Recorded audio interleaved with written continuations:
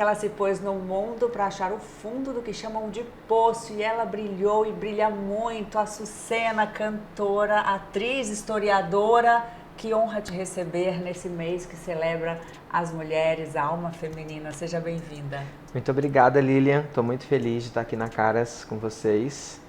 Enfim, lançando disco, carreira solo e sendo um pouquinho de cada coisa do que eu gosto, né? Como você bem colocou aí. Eu queria saber como é que foi já começar essa questão de historiadora, né? Vamos falar da Açucena historiadora.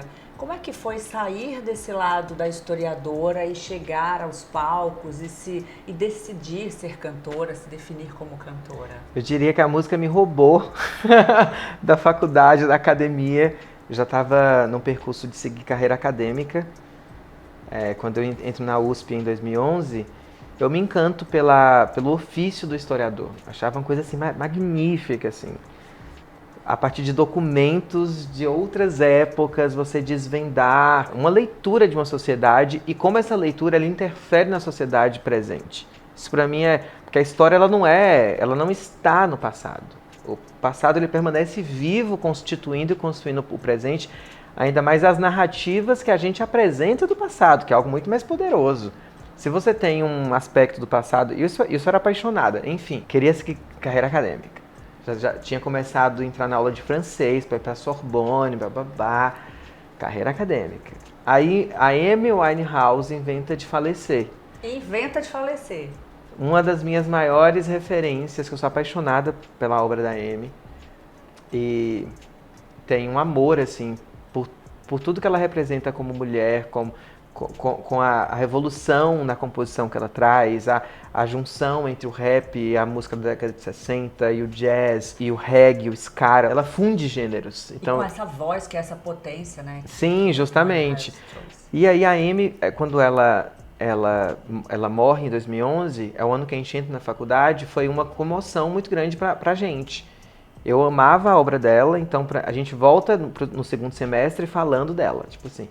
E a gente vai pro Morrinho, que é um lugar ali na história onde a gente se encontrava pra conversar, tocar um violão.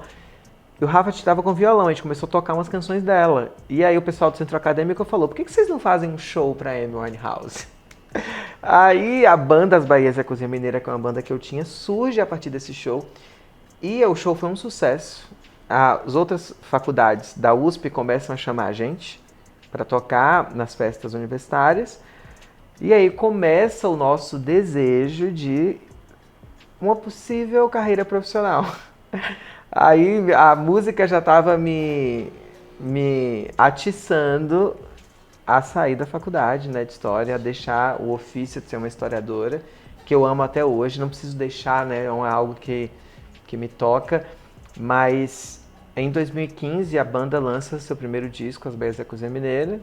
A gente não consegue mais alinhar o trabalho da música com o trabalho da historiadora. 2 indicações ao Grammy, você fala Sim. Historiadora, amada. Segurada aí que, né?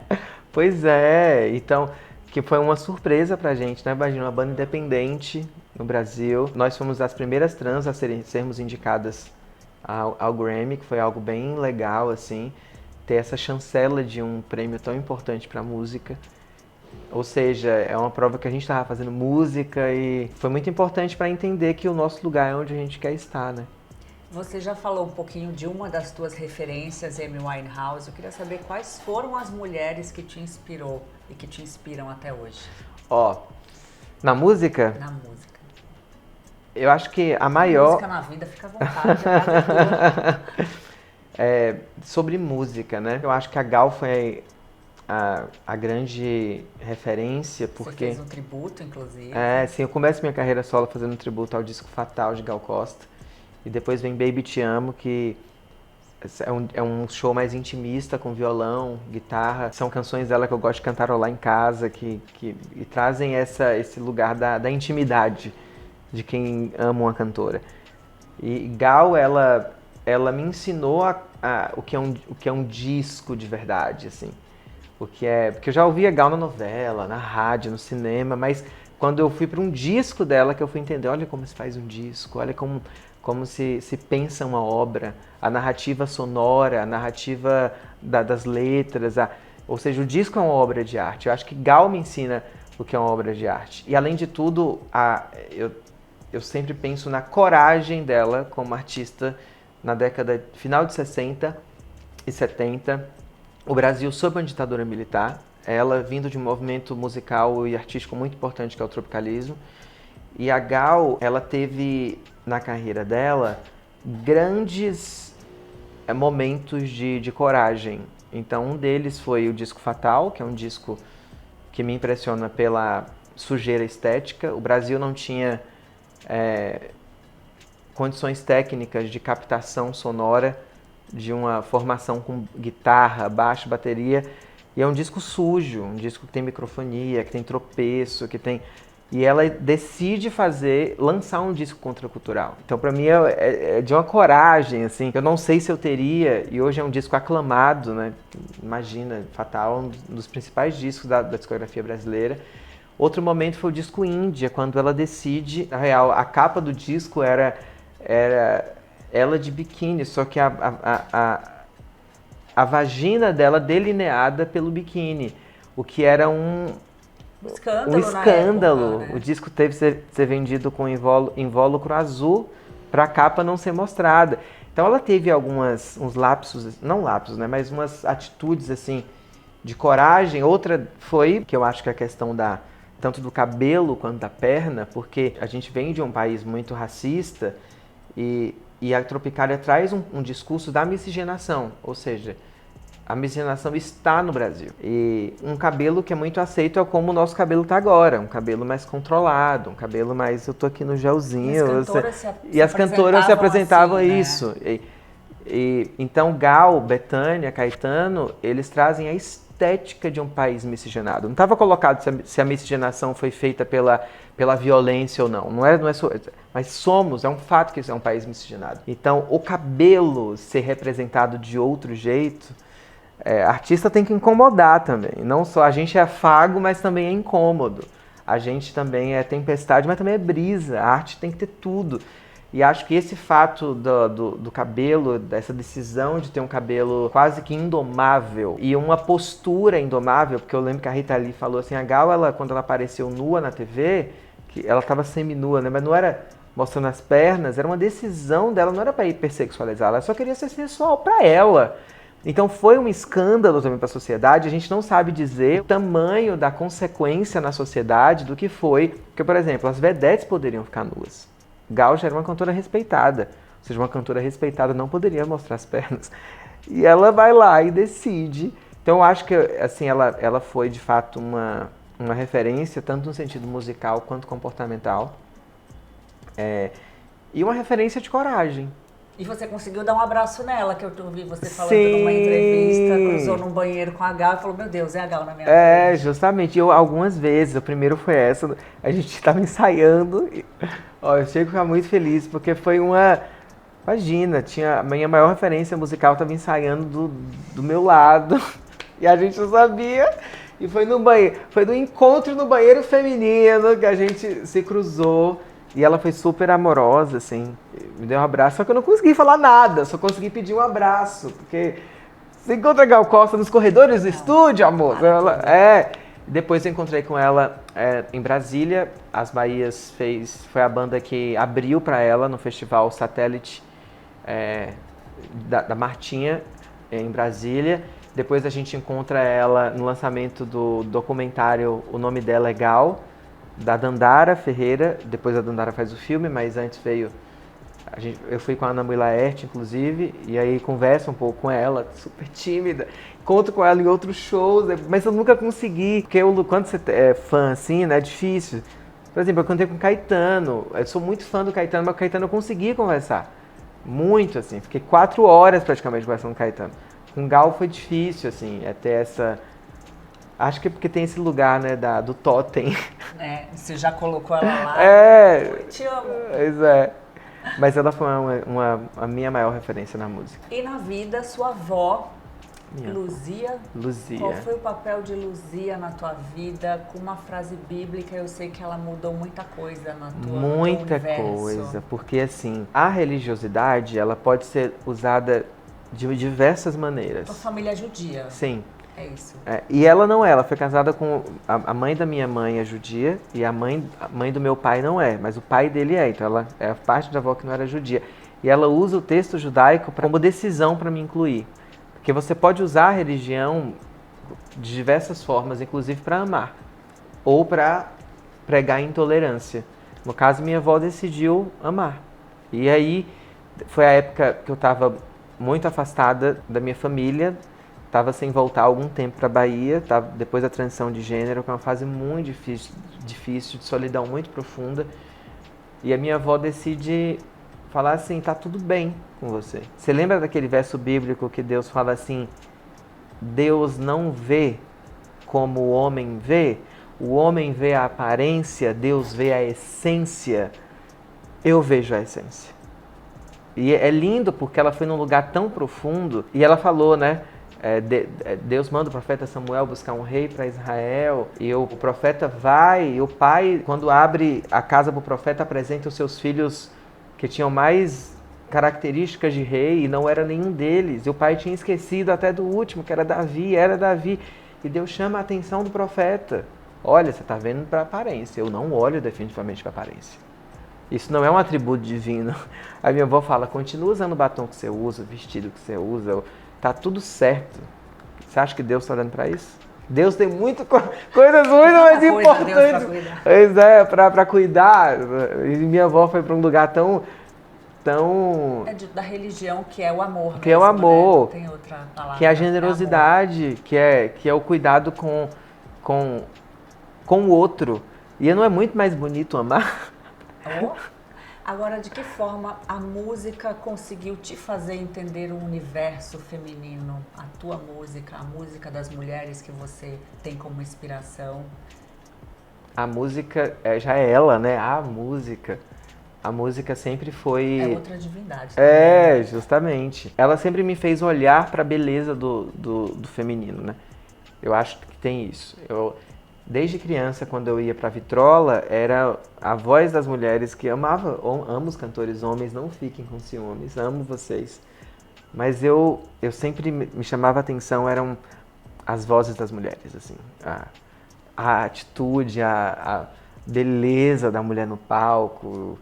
Então era algo muito natural, eu nunca me forcei, vou ficar olhando e imitar uma mulher. Não, era uma identidade, eu me identificava, era um espelho com o qual eu olhava, pelo qual eu me via. Acho que, por exemplo, a Whitney Houston foi uma dessas mulheres que eu me impressionei, assim, pela voz.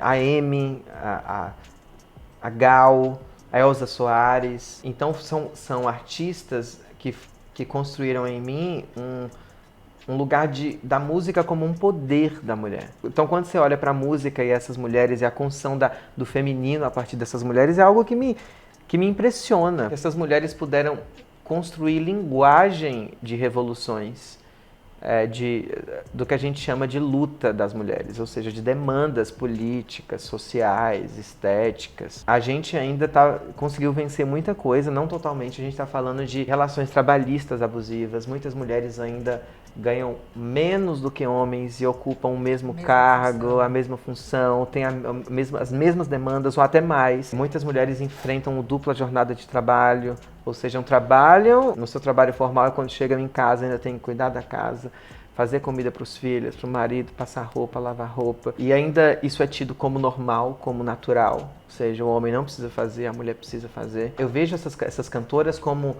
artistas que possibilitaram a gente criar novos imaginários do que é ser mulher. Novos imaginários de qual é o lugar da mulher. Então não poderia não olhar para isso. Amando música, justamente para essas mulheres, o farol, para mim, é o que elas indicam. Elas literalmente deram voz a demandas muito reprimidas, Sim. Né? A muito sofrimento. Justamente. E a rupturas que foram e são importantes para até Justamente. hoje.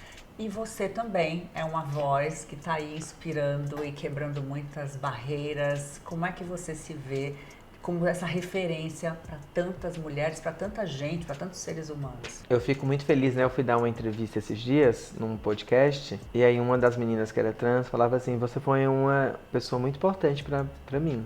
Antes da minha transição, você já existia como mulher trans, foi para você que eu olhei e foi muito...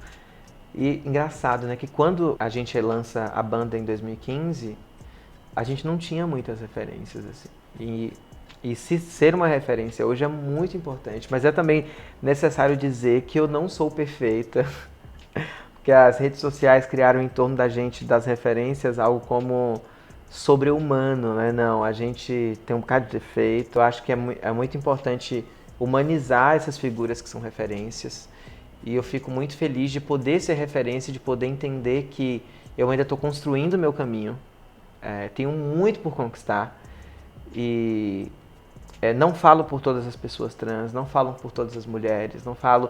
Eu falo pelo meu lugar, e lógico que o meu lugar é um dos lugares possível, um lugar possível de ser uma mulher, mas é muito importante que se entenda que ser mulher é algo muito diverso. É importante dizer que uma mulher cisgênera é diferente de uma mulher trans, uma mulher branca é diferente de uma mulher indígena, que é diferente de uma mulher negra, que é diferente de uma mulher magra ou gorda, e que essas categorias também elas se atravessam, né? Existe a mulher branca pobre, a mulher branca rica, a mulher negra rica, intelectualizada, e existe a que não é. Então, ser mulher é algo muito diverso. Entender essa pluralidade do ser mulher e ter consciência dela, eu acho que é uma das grandes sacadas do nosso momento, da nossa...